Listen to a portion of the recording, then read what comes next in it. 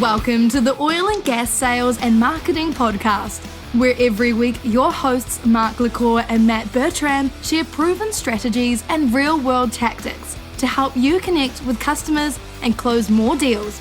Let's do this. Welcome back. Good to have you back again, Matt, for another episode. Good to be here. Still cold. Still cold.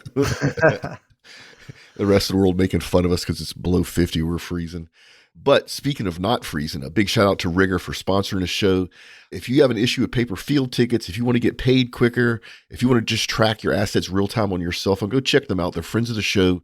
Tell them we sent them your way. The link will be in the show notes. And then Matt, our last episode where we're talking about why sales and marketing needs to come together, you mentioned something which was a CTA, which is a call to action. So I learned from you. So here's our call to action. Folks, if you like the show, leave us a review. We have a new tool. You go in the show notes, click on it. I don't care if you're on Android, iOS, Linux, Microsoft, or whatever. It's going to allow you to quickly and easily leave us a review. If you love the show, we'd love to see a 5-star. If you're not a fan or you see some areas of improvement, let us know what you'd like to see us change. Whew, it's a lot. Topic for this week, Matt. Why does the oil and gas industry need to modernize its marketing, and what would happen if they did? Let me kind of riff a little bit on what I've seen in the past 25 years with marketing oil and gas. So what's traditionally happened is trade shows are huge. Some of the multinational trade shows, oil and gas companies spend millions and millions of dollars on new booth every year, booth staff, hauling equipment around the world. And don't get me wrong, I love going to a trade show because it's so easy to learn. That's traditionally one of the big ways. Another way was print. This industry loved print. There's still print publications out there. I actually remember when Baker Hughes and Technip FMC had on staff wonderful writers and photographers and editors, and they made their own print magazines, which were beautiful. I actually have some copies of it. And they distributed that to their customers, the Exxons and the Chevrons and the Shells of the world, to show them the new tools and processes they have in place. And you go, Mark, that was 50 years ago. No, it wasn't. It was like just a few years ago. They quit doing that. So print has always been big in this industry. In-person type of stuff. So we joked last episode about the playing golf, but that's always been a good way to market is on the golf course, on the shooting range, the sporting clays, lunch and learns. So traditionally marketing in oil and gas has been a lot of stuff that's in person, a lot of stuff that other industries would say is antiquated. And what's happening is it doesn't drive the same results it used to. I have had in the last 5 years conversations with multiple chief marketing officers about things like trade shows. Like, Mark, what is your opinion? Should we keep spending money? And I tell them all, no, unless it's super niched, the value isn't there. And Matt, I remember with Bell, I would go to OTC and I'd spend 80 grand of my company's money and I'd make that back 4 or 5 times over. I'd, do $300,000 to $500,000 worth of sales with $80,000 investment. But the reason that worked is, 10 or 15 years ago, there was no internet. Actually, I'm dating myself. 20 years ago, there was no internet. And so a trade show was the only place that Chevron could go to, like OTC, and go speak to every choke manufacturer at one place. So the value there was that Chevron could go talk to all the vendors. They brought POs. And so you had millions of dollars of business done on that showroom floor. Well, for the last decade, Chevron has no need to go to OTC to talk to choke manufacturers. Anybody can go online and look at every choke manufacturer out there. So if you attend a lot of the big oil and gas conferences, if you notice all the majors, the super majors, the big independents, the nationalized oil companies, even the big service companies have disappeared or have greatly lowered their footprint. So the industry knows that trade shows don't drive the same results they used to. Print has gone out the window, although print has increased a little bit post-COVID, which was bizarre. It may just be a blip on the radar. And even in-person events. So we talked about this on the last show where there's no longer a decision maker. So it used to be you could take the decision maker to play golf and to further that relationship. Well, now there's a whole decision-making team that you don't know who they all are. So the in-person stuff isn't as valuable. So there's how the oil and gas industry traditionally marketed. So Matt, let's talk a little bit about maybe some of the things they could think about changing that would actually drive better results. Yeah. Well, I think you covered a lot, and certainly I think that there still is a place. I think the number one source of new quality business is referrals, and the absolute best way to do that is in person. And when you talk about trade shows and conferences, you are right, because I like the education component of a lot of these conferences, and they have little rooms, and A lot of that though can be found online these days, right? Like it's just explaining it. I think conferences are a great way to actually create quality content. Like take a videographer with you and interview people and, get some great content to use later. But you're right. Like I don't think that trade shows and people having POs ready to go and then meeting. However, it is a great place to meet a bunch of people all in one area, or if there's somebody that you had been connecting with online and they're going to be at that trade shows. I actually feel like trade shows now for me is like you're talking to a bunch of people, maybe online, and you really need that in-person touch. And so you're going to the conference because everybody's in the same place. And then you set up all these meetings really outside the conference, right? Or outside the trade show to have all those meetings. It seemed like OTC in Houston and NAPE and everything else, it was all about the meetings that were happening outside the conference just because everybody was in one place. So again, I do think it has a spot in marketing, but everything's kind of shifted a little bit, right? Because the trade show could be considered a webinar. Print advertising in certain trade journals, there's a lot more views and reach online. So shifting that to digital. I also even think advertising in newspapers, for example, we have a service that we've been offering that's been really effective is to use the Google Ad Network and some of these other big ad networks to target specific sites or pages in, the finance section or the business section or whatever.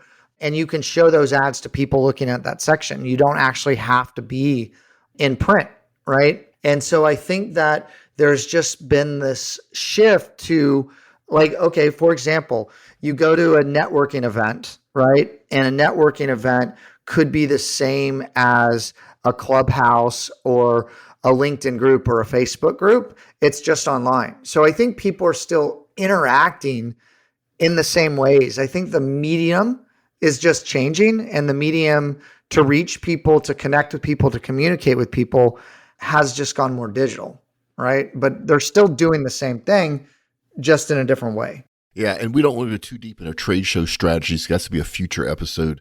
But what you're talking about is basically modernizing the way the oil and gas industry markets its services. So let's actually take a step back further. Imagine if you're a CMO or VP of marketing, and most of your career at the service company you've worked at for 20 years has been making sure you're staffed up for trade shows, making sure your booth is up to spec, making sure you're spending the right print money. What do those people need to start thinking about now, Matt? Do they need to bring in new skill sets? Do they need to hire differently? Do they need to train their own people differently? Like, if you're a CMO listening to this, what do they need to do to actually think about modernizing their marketing? Wow. Okay. I know it's a lot. I think it'd be awesome to put that question out to people and then try to answer specific questions. Because I think depending on where they are and what company they're at, they're all dealing with different challenges. But certainly I saw this so big when COVID hit, is so many people that had trade show budgets still had those budgets, but they didn't have any trade shows that they could go spend it on, right? And so lot of that money, OGGN killed it for that year because of that. We got all that trade show money because they had no other place to spend it. Yeah, I mean, they spend it online, right? They spend it with online ads. I mean, LinkedIn targeting the right people on LinkedIn, certainly the CPA or the cost per impression is maybe a little bit higher, but it's so targeted. You can target certain job titles, you can target certain companies, certainly people that come to your website, remarketing. I would tell you, I've been working with a lot of CMOs in and outside of the oil and gas space.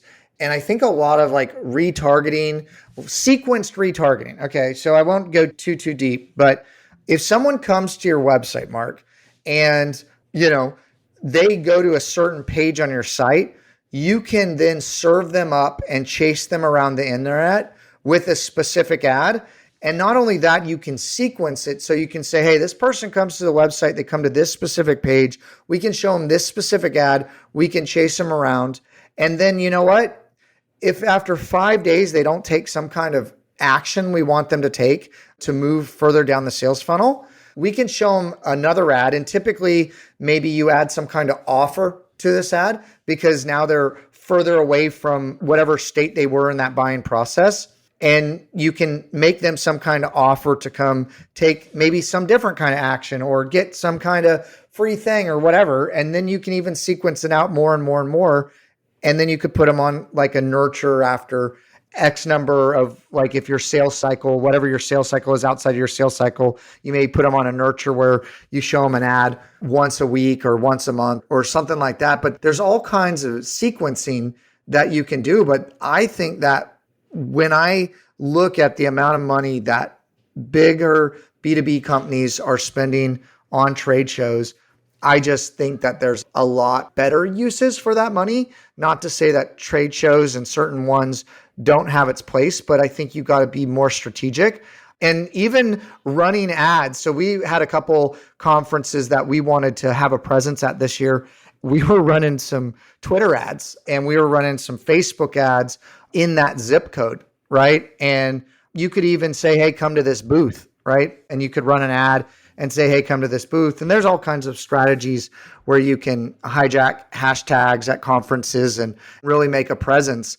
But it's all this advent of digital that you want to use to leverage what you're doing. But yeah, I think the trade show budgets in a big way since COVID have gone into digital ad spending. And I can tell you there's a lot of people that are used to in-store or they're in conference and they're not as familiar with the analytics and the digital and how people are interacting with the website. And I would just say analytics, understanding what the visitor traffic looks like and what kind of people are going where is the place to start. Yeah, so let me back you up, which, by the way, we don't want to give away too much about ads, online ads, because that's going to be another subject for a future episode. We're going to go deep into that. And Matt is a genius around this, folks, a genius. So you have to stay tuned for that. But back to what you should do if you're a CMO. It sounds like to me, you're saying there's new tools and processes out there. And so if I'm a CMO of a major service company and I'm looking to try to modernize my marketing, it sounds like I need to bring in talent, new talent. How do you find people that have these skill sets that you're just talking about? And do you think they need to have an oil and gas background or do you think they need to have a digital advertising background? You know, I think that first, you can't throw money at stuff and just like hope somebody else is going to take care of it. That would probably be like rule number one, is to really understand what your needs are and like what kind of skill sets you can get, right? I remember when the internet was on the rise, right? My mom was one of the first employees of Microsoft. And, you know, you just said IT, right? And you would think that if anybody had IT in their title or that's what they did for a career, they knew everything there was to know about IT and computers and servers and, you know, everything, right? And that's not true about digital either. And so there's so many different silos or skill sets that you need. I think you need strategy first, but even before strategy, you need analytics. And it seems like there's a lot of companies pushing all kinds of different analytic tools, but understanding data, I would almost say, is probably the first step to say, okay, like what's the data telling us? We need to set a baseline of where we're at. And I think that the personal investment to really understand online analytics would be number one. And that person should be, I think, trying to educate the CMO if the CMO is not educated theirself on that, and just getting a really good handle around analytics and then starting to explore different kind of strategies that you could incorporate into sales and marketing is where I would start before hiring an SEO person or hiring a paid media person out of the gate. A lot of times you're looking for that consultant that's going to provide the marketing direction, help get the baseline of the analytics, and then from there you can build a game plan. Yeah, and I know y'all do this a lot for very large companies that you come in. So actually one of the things I love about your company is when I first engaged you, you didn't try to sell me anything. I freaking love that. You actually wanted to understand. So it sounds like what you're telling me is that if you're a CMO, first you need to understand your environment that you're working in. And then next steps after that would be the analytics part to have the data. And then what would happen after that?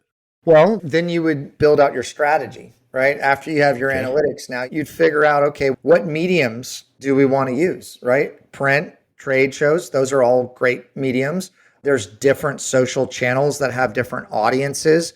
I think what you were talking about with print, I've seen it at least direct response, like mailing stuff to people's homes has actually been really effective because people are at home all day and they check their mail. But there's so many different tools in the toolkit, and it's trying to craft that strategy on how to reach that ideal customer. So it really depends what you're trying to do, who you're trying to reach, to figure out the skill sets you need on your team. I would also probably look at, I've seen, when I come into companies, one of the things I've seen most, I'll give you a quick example. There's a company out there called HubSpot. They really coined the phrase inbound marketing. They're an advanced email automation tool, and they have a pretty big price point comparatively to other even free tools in the space to do email automation. And I've come into a number of companies over the last year and a half that they're paying a big ticket price to send a newsletter. And that's all they're using them for, right? And so they're like, of course you can roll around in a Cadillac, but if everybody doesn't even know you're in a Cadillac, there's a lot of things that will get you from a point A to point B. And if you're not using all the bells and whistles, is it really effective? So like one of the first things that we do is we try to help clients cut out waste, right? And what tools do they actually need? What's the tech stack they actually need to accomplish what they're trying to accomplish? And then you start going down rabbit holes from there. Is there something specifically you want me to speak to, Mark? I just want to make sure I'm addressing this. No, you're exactly where I think we should be. So what we're talking about is literally if you're a chief marketing person in an organization and you're thinking about how do you modernize your marketing, what are some of the ways you need to be thinking about? And I love this. I love the fact that a strategy becomes before you spend a penny on anything. I love some of the tools that you mentioned. Let me ask you this. Is each company's journey going to be the same, or is each company's journey going to be different as they modernize their marketing? Well, again, I would go back to your sales process, right? And I would have your top salespeople lay out what is the perfect sales cycle? What's the perfect experience? What are the most common objections that you're getting? And lay that out on a whiteboard and then figure out from a digital perspective how you can support that, right? One of the things that I didn't mention that I think is helpful is there's a lot of third-party listening tools that can give you data also on what maybe your competitors are doing and what's working for them if they're further down that path than you, right? Love it. Love it. And you got to be careful because they might not be knowing what they're doing either. Okay. But you can at least see that. And that's the thing I love about digital is you can reverse engineer a lot of things. You can get really good data points. You can A/B test things. It's not static, right? Like if you buy a billboard or you buy a print magazine, after you buy it, you just let it run and you hope that it does whatever it's going to do. Digital, you can pivot, you can optimize. And so you want to understand what that data is. But again, to help you craft that best strategy, understanding the data of not just what's happening with your own company, but also happening with your competitors or other industries that may be similar to yours that you might be able to pull from. I know oil and gas, there's been a lot of things that have come in from maybe aerospace and technologies that people have incorporated into what they're doing. There's some really great tools out there to figure that out. And so, yeah, I think that you need to, I guess your question was, is it the same for every customer or every client? Well, I think again, right, it goes back to your sales journey. And I think a lot of sales journeys look somewhat similar if you paint with the broad brush, but there's unique selling propositions to your companies. There's things that you uniquely can do or have or assets that you built that are different. And so, I mean, maybe all the water's flowing in the same direction, Mark, but how you navigate those waters is certainly going to be different. Yeah. And one of the things I love about digital marketing is it levels the playing field. So with both, my company, Modal Point and Oil and Gas Global Network, just 10 or 15 years ago, if we would have tried to compete in that space, we would have had to spend millions of dollars on print advertising, on PR type of stuff. But with digital, you now can get in front of the same people that companies 10 times your size can get in front of. It makes, especially in the oil and gas industry, there's a lot of stuff around like search engine optimization that nobody's doing. So if you're a small widget provider, if you make drill bits, you can actually compete with the larger companies and get in front of the same clients and get in front of the same buyers. It's one of the wonderful things about digital marketing. Any comment on that, Matt, about how it kind of levels the playing field? Well, yeah, I mean, there's some data out there that's talking about in today's market, the absolute best way to build a brand, right? And there used to be these huge moats in the past, is social media. Social media is the absolute best way to build a brand, to grow a community, and just wasn't an option, right? There was radio, there was TV, there was billboards before. So you can do it at a fraction of the cost.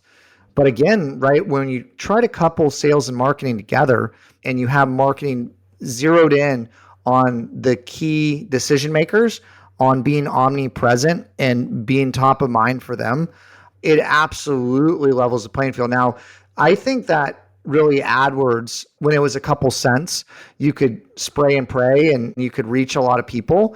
Now the market's got a lot more saturated. I think there's a lot of other platforms. There's a little bit more finesse in the strategies because you can now, the digital space has gotten quite big and you could drop a lot of money and it's like a couple drops in the ocean. One of the things that you talk about, and I think that this could be certainly something we could use later, but I've seen a lot of companies not do digital correctly, and you can easily spend a ton of money on the wrong keywords, the wrong areas, and just blow that money really quickly. So if you don't have your strategies in capable hands, you can spend that money rather quickly.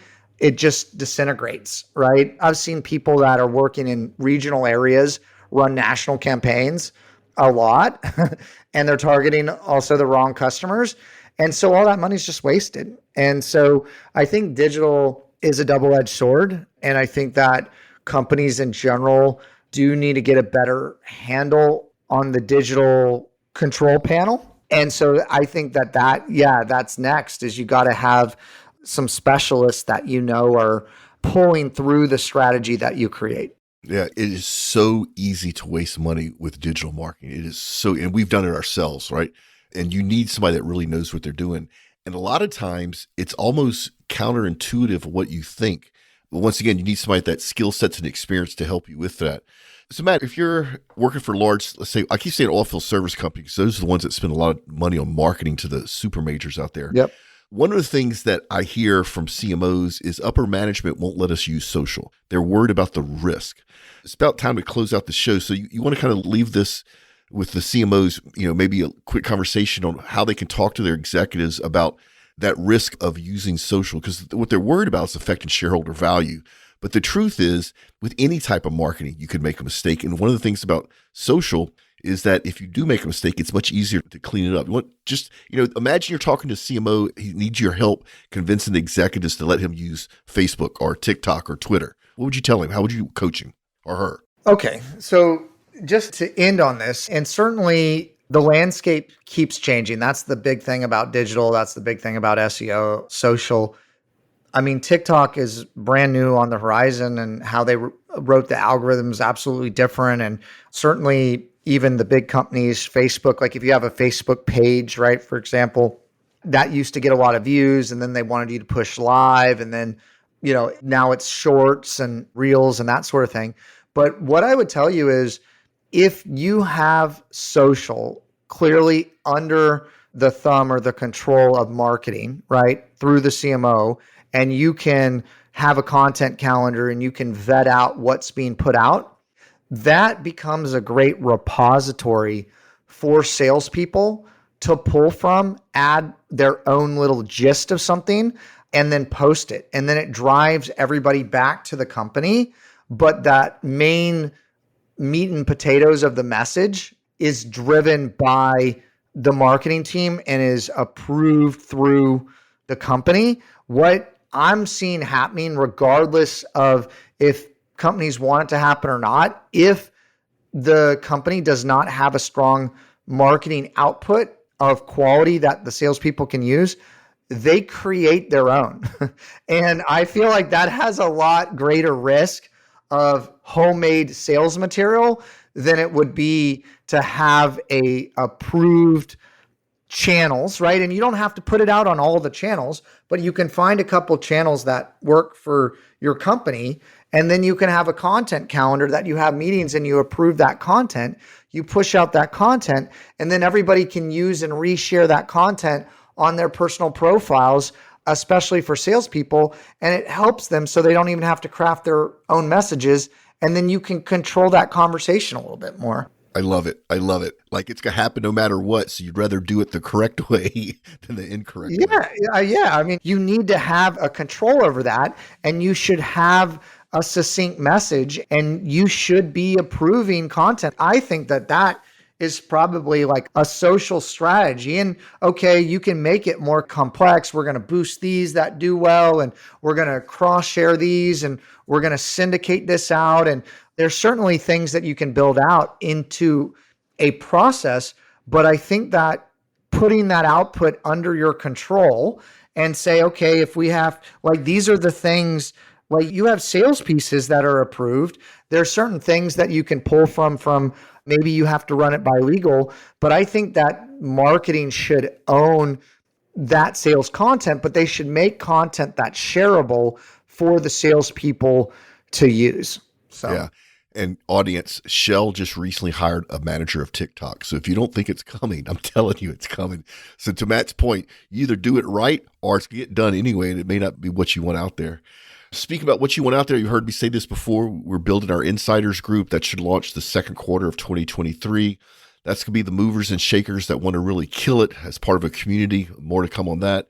If you want to connect with Matt and I on LinkedIn, all of our social links, speaking of social media, are in the show notes. And then we have our monthly oil and gas S&M newsletter coming out. That's going to be tons of fun. And this is the point where we do our LinkedIn fail or tip. And this is Matt's turn to actually do a LinkedIn tip of the week.